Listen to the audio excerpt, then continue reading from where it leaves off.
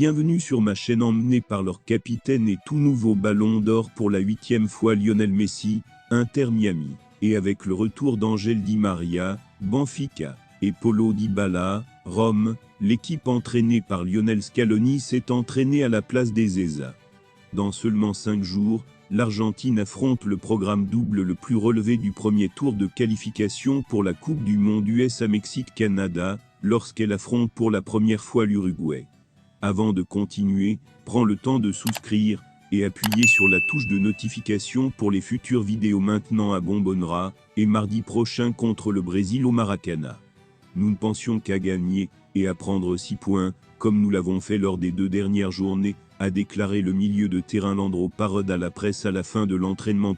Après 4 victoires en 4 matchs contre l'Équateur, la Bolivie, le Paraguay et le Pérou, l'équipe du Qatar pour la Coupe du Monde 2022 est la seule leader des qualifications avec 12 points, derrière l'Uruguay, le Brésil et le Venezuela 7 points.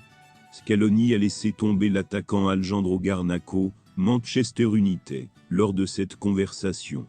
Cependant, pour la première fois, l'arrière droit Pablo Maffeo, Majorque, qui possède la double nationalité espagnole et argentine, et l'arrière gauche Francisco Ortega, Olympiaco, étaient présents. Date précédente, le titulaire de Scaloni Emiliano Martinez, Aston Villa, dans le but Nahuel Molina, Atlético Madrid, Cristian Romero, Tottenham, Nicolas Otamendi, Benfica, et Nicolas Tagliafico, Olympique de Lyon. En défense et Rodrigo de Paul, Atlético Madrid, Alexis McAllister, Liverpool. Enzo Fernandez et Messi au milieu de terrain. Cette fois, les doutes demeurent en attaque, où le retour de Di Maria pourrait déplacer le vainqueur des 2 derniers matchs, Nicolas Gonzalez, Fiorentina. Lautaro Martinez, Inter, joue en 2e position offensive aux côtés de Julián Alvarez, Manchester City. L'Uruguay dispose d'un large choix d'excellents joueurs, qui évoluent dans des clubs importants en Europe. Ils joueront sur un pied d'égalité, a déclaré Parod.